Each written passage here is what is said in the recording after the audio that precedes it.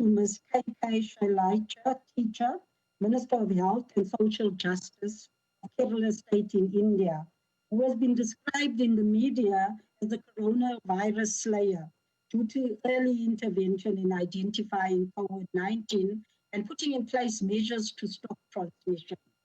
Prior to her life in politics, Ms. Shailacha, teacher, was a science teacher, earning her the last name she uses today, teacher. Mrs. Shailacha, Kerala State has one of the lowest COVID-19 related mortality rates in India, largely due to the adoption of early measures such as testing, tracing, lockdown, and public health provision. You said that this early intervention came about in part because of the state's experience with handling another deadly virus, Nipah, in 2018. Can you tell us a little about how the crisis helped Kerala better prepare for COVID-19 and what public service systems you had in place as a result? Madam Moderator, Your Excellencies, in this context, what comes to my mind is that, as you all know, earlier in 2008, United Nations came up with a strategic framework on the concept of One World, One Health. I think it is most relevant in this present global context. Our government, led by Honorable Chief Minister Sri Pinarayi Vijayan, realized it better during the Nipah outbreak in the state. This zoonotic disease outbreak of pandemic potential helped us to understand our strengths and weakness, and also the need to bring the effective integration of human, animal, and environmental health. Not only this Nipah epidemic, but our health system resilience was put to test recently in the two major floods. When the catastrophic flood devastated many parts of the state in 2018, many epidemiologists projected that this flood would be followed by a flood of infectious diseases. However, thanks to the sensitivity of our public health surveillance and the aggressive public health measures, we were able to effectively prevent any such epidemic. All these episodes taught us something very significant, that when it comes to public health interventions during an outbreak, there should not be any compromise on delay to act. Coming to COVID, the very next day of WHO statement of caution on a respiratory virus of pandemic potential, we activated our entire surveillance network. Guidelines and standard operating practices for screening, diagnosis, and public health interventions were we put in place in line with the international guidelines while leveraging on our core strengths and decentralized public health delivery systems. Thanks to our surveillance system, we were able to report the first three imported cases of COVID-19 in the nation.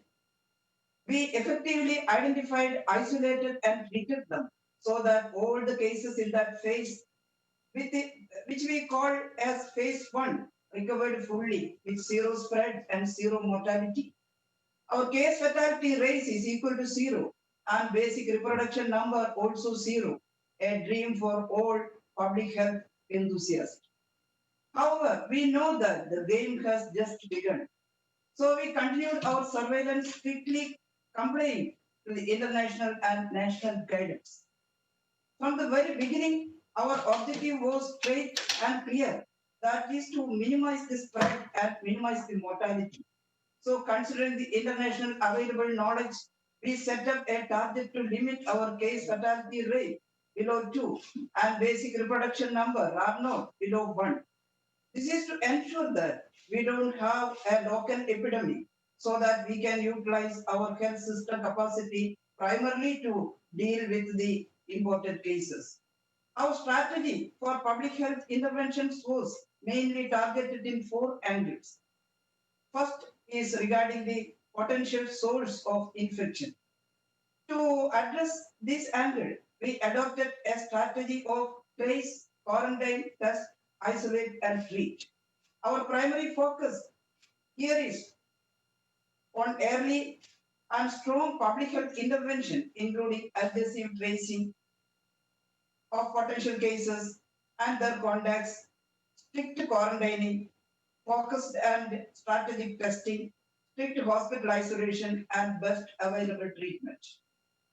The second major targeted strategy is to decrease the amount of circulating virus in the society. For this, we started a massive people's campaign called Break the Chain campaign. The revolutionary campaign, which every media, organization, and almost every person owned up, focuses on the acronym of SMS. So, mass social distancing. Third strategy is to stop the virus from reaching the vulnerable population, including elderly, people with chronic comorbidity, and pregnant women and children below 10 years. This is largely achieved through reverse quarantine. By these three major strategies, we are trying to aggressively hunt down the virus, thus minimizing the local spread and mortality. Success of this approach is evident from the fact that even after 142 days of epidemic and over 650,000 people kept under surveillance till now, and after tracking down the treating thousands of imported cases, we have been able to keep our local spread below 12.5%, with R naught below 0.25, and our case fatality rate around 0.6%, while maintaining the test positivity rate below 2. However, while doing this, we did ensure that the people who are already marginalized and vulnerable are not disproportionately affected by the containment measures.